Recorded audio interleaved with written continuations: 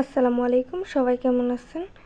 আজকে রান্না করব সাদে। রান্না করতে চলে যাচ্ছি, সব কিছু রেডি করা শেষ। রান্না করব শুটকি আলু দিয়ে। তো সব কিছু সাদে নিয়ে চলে আসছি। রসুন বাটা আর কি যাবতীয় যারা কিছু লাগে রান্না করতে, শুটকি রান্না করতে সব ধরনের মশলা সব কিছু নিয়ে সাথে চলে আসছি। আর আজকে ওয়েদারটা ছিল মেঘলা, ভালোই ছিল, সুন্দর ছিল ওয়েদারটা।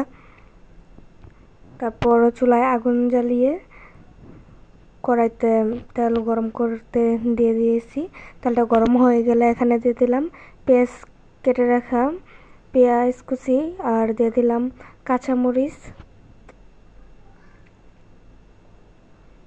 দিয়ে সুন্দরভাবে নাড়াচাড়া দিয়ে দিচ্ছি। তারপর এখানে হলো এটা বাটা হলুদ, যেটা আগে ভিডিওতে ছাড়ছিলাম, সেই হলুদটা আগে তেলে দিয়ে দিলাম, না হলে একটু রান্না করার পর একটু অন্যরকম গন্ধ করবে হলুদ হলুদ, সেহেতু আগেই দিয়ে দিলাম। তারপর দিয়ে দিলাম রসুন বাটা, জিরে বাটা দিয়ে নাড়াচাড়া দিয়ে পানি দিয়ে দিলাম মশলাটা কষানোর জন্য। তারপরে এখানে দিয়ে দিলাম মরিচের গুঁড়ো আর লবণ, আর হলুদটা তো আগেই দিয়ে দিয়েছি। সুন্দরভাবে এখন পানিটার সাথে মিক্স করে নেব নাড়াচাড়া দিয়ে। এখন মশলাটাকে ভালোভাবে কষিয়ে নিতে হবে। মশলাটা ভালোভাবে কষানো হয়ে গেছে প্রায়, উপরে তেল তেল ভাব চলে আসছে। এখন দিয়ে দিলাম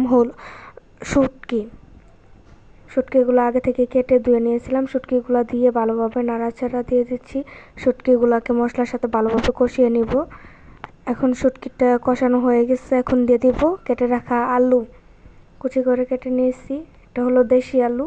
তারপর আলুটাকে ভালোভাবে মিক্স করে ডেকে দিব। ডেকে ভালোভাবে একটু পর পর নাড়াচাড়া দিয়ে সুন্দরভাবে কষিয়ে নিতে হবে।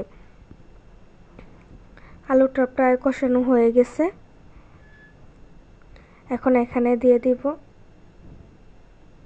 আর আজকে আকাশটা কিন্তু অনেকটাই সুন্দর হয়ে গেছিলো, আর আমার রান্না করতে করতে সন্ধ্যা হয়ে গেছে। আর এখন দিয়ে দিব পানি। আলুটা কষানো হয়ে গেছে, পরিমাণ মতো পানি দিব। যেহেতু এটা শুটকি রান্না করব, ভাজা ভাজা করে ফেলবো, সেহেতু পানিটা একটু কমই দিব।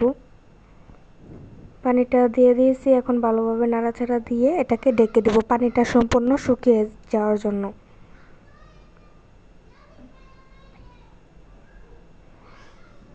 একটু পর পর ঢাকনাটা খুলে নাড়াচাড়া দিয়ে দিচ্ছিলাম। তো পানিটা প্রায় শুকায় আসছে, আরও শুকাতে হবে, একদম ভাজা ভাজা করে নিতে হবে। একদম ভাজা ভাজা করে নিয়েছি। তারপর একটা বাটিতে ঢেলে নিলাম। আজকে আমার শুটকির তরকারিটা কেমন হলো কমেন্টে জানাবেন।